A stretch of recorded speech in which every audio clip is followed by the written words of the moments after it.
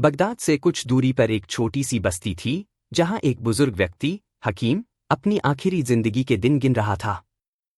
वह एक खामोश, समझदार और धैर्यवान व्यक्ति था। उसके 5 बेटे थे, जिनमें सबसे बड़ा यूसुफ था।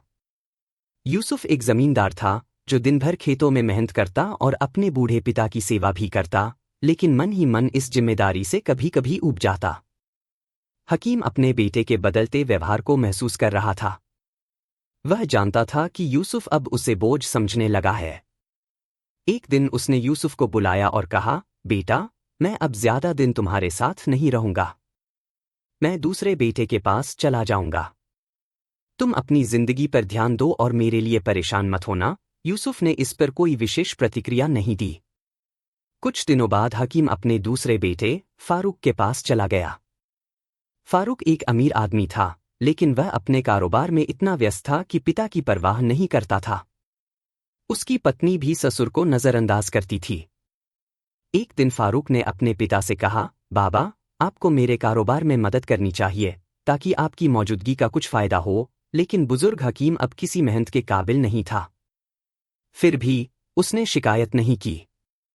रात में हकीम की खांसी से परेशान होकर फारूक की पत्नी ने कहा, यह बूढ़ा हमें और परेशान कर रहा है।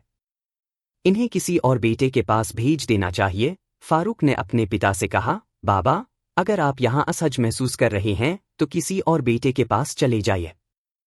मैं आपके इलाज के लिए पैसे दे दूंगा। इन शब्दों ने हकीम के आत्मसम्मान को ठेस पहुंचाई, लेकिन वह खामोश रहा और तीसरे बेटे उस्मान के पास चला गया। उस्मान एक मेहनती किसान था जिसने अपने पिता का सम्मान किया, लेकिन वह दिन भर खेतों में व्यस्त रहता और शाम को परिवार के साथ समय बिताता। उसकी पत्नी बच्चों को ससुर के पास बैठा देती, जिससे हकीम का दिल और टूट जाता।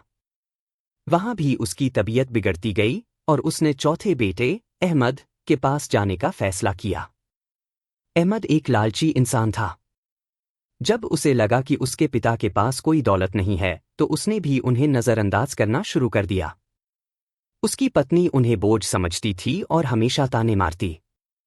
एक दिन अहमद ने भी कह दिया, बाबा, मैं आपका ध्यान नहीं रख सकता। आपको कहीं और जाना होगा। आखिरकार हकीम अपने सबसे छोटे बेटे अब्दुल्ला के पास पहुंचा। अब्दुल्ला गरीब था, लेकिन मेहनती और ईमानदार था। उसकी पत्नी भी अपने ससुर का पूरा ख्याल रखती थी। हकीम ने पहली बार सुकून और प्यार महसूस किया। समय बीतता गया और एक दिन हकीम गंभीर रूप से बीमार पड़ गया।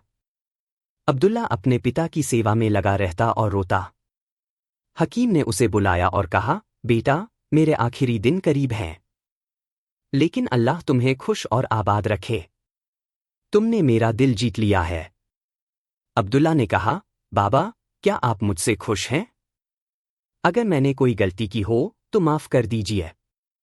हकीम ने एक गहरी सांस ली और कहा, बेटा, मेरे मरने के बाद बगदाद की फुला गली में जाकर जाबिर नाम के बुजुर्ग से मिलना और कहना कि हकीम गुजर गया है। वह तुम्हें एक अमानत देगा जो तुम्हारे लिए मेरा आखिरी तोहफा होगा।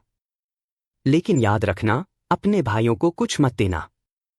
कुछ समय बाद हकीम इस दुनिया से रुखसत हो गया। अब्दुल्ला ने भाइयों को खबर दी और वे जनाजे में शरीक हो गए।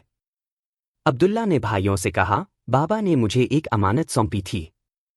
शायद वह कोई कीमती खजाना हो, लेकिन इसमें सबका हक है। लालची भाइयों ने कहा, अमानत ले आओ और इसे हम पांचों में बराबर बांट देना।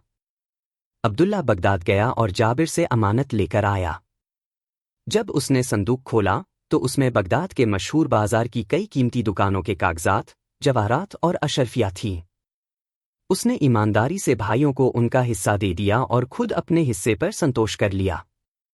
लेकिन वक्त ने जल्द ही न्याय कर दिया। भाइयों ने अपनी संपत्ति गलत फैसलों और लालच में गंवा दी। एक भाई दिवालिया हो गया, दूसरा चोरी में पकड़ा गया और बाकी भी मुश्किलों में फंस गए। यह सब उनके पिता की बद्दुआओं का असर था। दूसरी ओर अब्दुल्ला ने अपनी मेहनत और ईमानदारी से कारोबार शुरू किया और धीरे धीरे तरक्की करता गया। उसने अपने पिता की दी गई संपत्ति का सही उपयोग किया और पूरे बाजार का मालिक बन गया।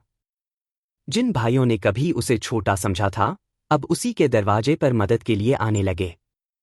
अब्दुल्ला ने हमेशा उनकी मदद की, क्योंकि वह अपने पिता की सिखाई नैतिकता को नहीं भूला था। आखिरकार उसने एक बड़ा घर खरीदा और अपनी पत्नी और बच्चों के साथ खुशहाल जीवन बिताने लगा। लेकिन हर दिन वह अपने पिता की याद में आंसू बहाता और कहता, बाबा, आपकी दुआओं ने मुझे अमीर बना दिया, लेकिन आपके बिना मैं अधूरा हूं। अल्लाह आपको जन्नत में ऊंचा मुकाम दे।